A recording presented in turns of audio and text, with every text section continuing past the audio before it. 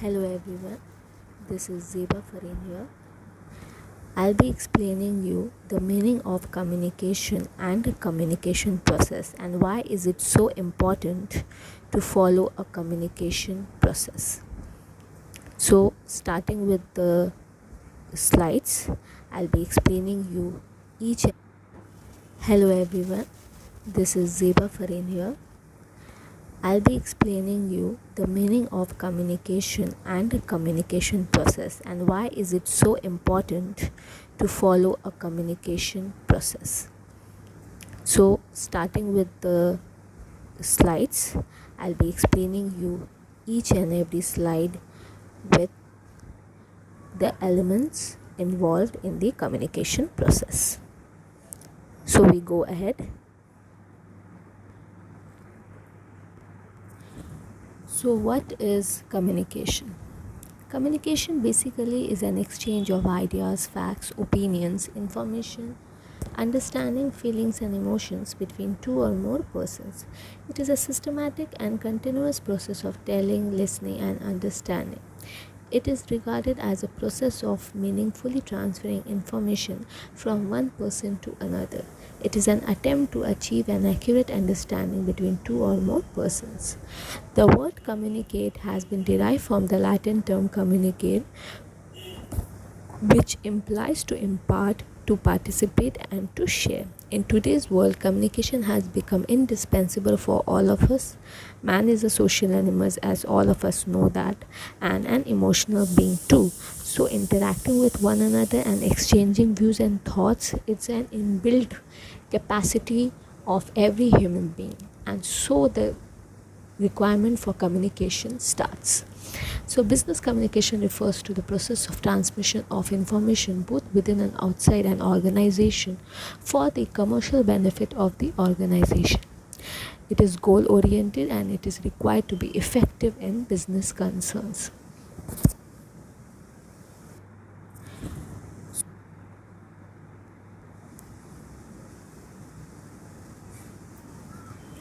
Now, the communication process. What is communication process? It refers to a progression of moves or steps made to effectively convey messages. It includes a few segments like the sender of the communication, the real message being sent, the encoding of the message, and the receiver and the decoding of the message.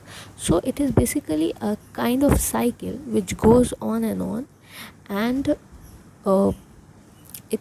like in the diagram you can see that there are certain elements which forms a cycle, and that process goes on, which is known as process of communication.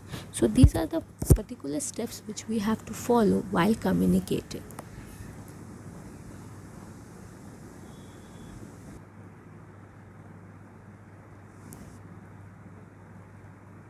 Now the sender. Who is the sender? Now the sender or the communicator is a person who initiates the process of communication. The sender may be a superior, a subordinate, a fellow member, a customer, or any other outside person. He is the primary person who starts the process of communication.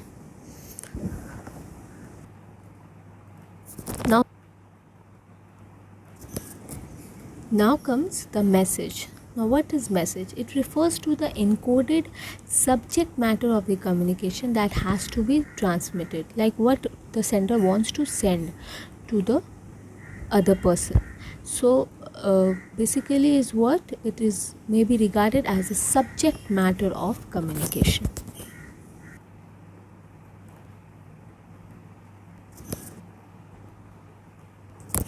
Now comes encoding part. Now, this refers to preparing the subject matter of communication in a suitable language. The purpose of encoding is to translate the thought of the sender into a language or code that can be easily understood by the receiver of the message. So, what is it like? The sender has to keep in mind that what he is sending to the receiver has to understand what he is trying to convey. So that has to be in a particular language. He cannot give it in certain other language which is not known by the receiver, like in a Chinese language. and the receiver is an Indian, so he's not able to understand that unless and until he has learned a Chinese language.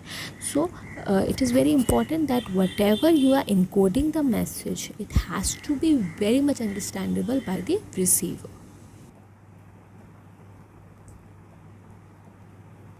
Now comes the medium or channel. Now this is a path in which the message is transmitted from one person to another. It serves as a link between the sender and the receiver. So it is basically a kind of path where the message will move from one person to another.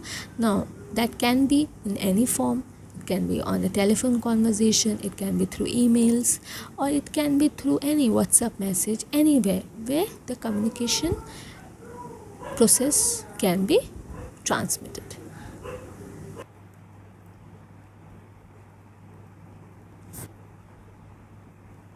Now comes the decoding part. This refers to the conversion of the message by the receiver into meaningful terms so as to make the communication understandable. The effectiveness of communication depends on how much the receiver's decoding matches with the sender's message. So this is a very, very important thing to be understood, that decoding is what? It has to be decoded in the way the sender has intended to give the message or send the message to the receiver. So the receiver has to keep in mind the language, the emotions, the gestures, everything, and then he has to decode it, the message, in a way that he is able to understand, and that has to be very much similar to the sender's intended message. So if there is even a single gap of communication, then what will happen? There will be misunderstanding, there will be miscommunication, and so on. So this is very important element of communication.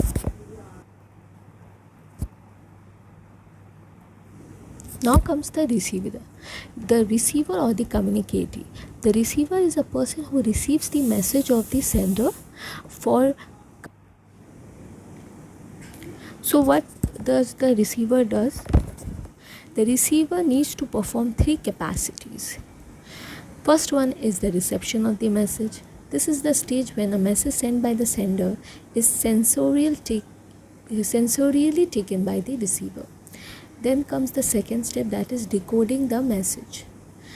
In the wake of getting the message, the receiver needs to append some importance to it. Okay, and the third stage comes the understanding the message. The receiver then has to interpret the message in the same way and in the same sense as the sender meant it.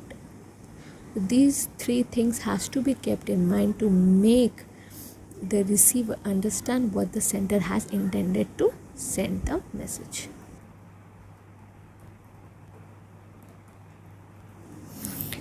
Now comes the feedback. Now this refers to the actual response of the receiver to the message communicated to him. It is a reversal of the communication process in which the receiver expresses his reactions to the sender of the message. It can be in any form. The reaction can be negative, the reaction can be positive. So this feedback is very much important to make sure to the sender, or which you can say the message which the sender has sent, he has to get a feedback or a response so that he understands that whatever he has sent the message, it has been understood by the receiver or not. So the feedback tells that. Okay. And last but not the least comes noise.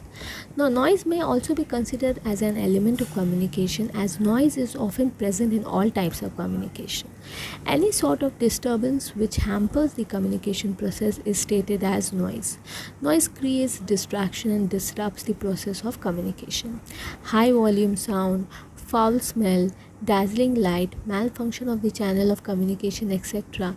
can make proper communication difficult. These are known as physical noise. Sometimes mental disturbance such as frustration, tiredness, anxiety, etc. disrupt the communication process, which are known as psychological noise.